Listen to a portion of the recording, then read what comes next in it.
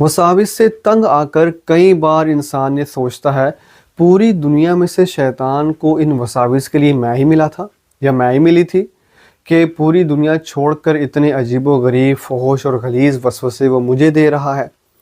हकीकत ये है कि ये सिर्फ़ आपको नहीं बल्कि दुनिया के हर इंसान पर शैतान इन्हीं वसाविस के ज़रिए अटैक करता है।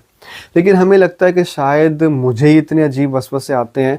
रीज़न उसकी ये है, आप सोचें कि जैसे आपने आज तक अपने इन वसाविस को, अपने दिल की इस कैफ़ियत को किसी के साथ शेयर नहीं किया, खुल के आप किसी को बता नहीं सके कि सामने वाला आपके बारे में क्या सोचेगा।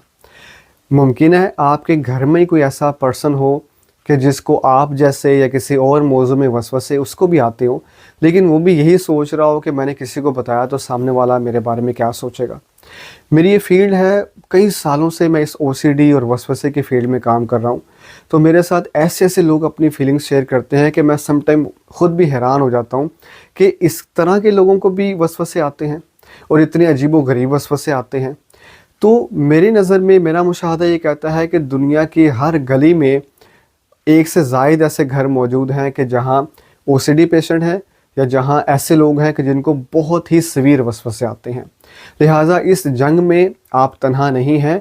दुनिया के करोड़ों इंसान दिन रात इसी तरह के वसाविस से लड़ रहे होते हैं। इसलिए बस एक सादा सी बात आप जहन में रखें कि किसी भी टॉपिक का आपका वसवसा है, अगर वो अल्लाह उसके रसूल के बारे में है तो क्या आप उसकी तस्दीक करते हैं? क्या आप उन वसवसों को पसंद करते हैं?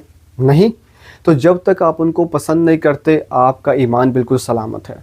अगर वो तहारत को लेकर वसवसे हैं तो जब तक आप अपनी आंखों से निजात नहीं देख लेते तब तक आप बिल्कुल पाक और साफ़ हैं। इसी हालत में, इसी बेचैनी की हालत में आप नमाज पढ़ें, कुरान पढ़ें, अल्लाह ताला आपकी इबादत को इंशाल्लाह ज़रूर कबूल फरमाएगा।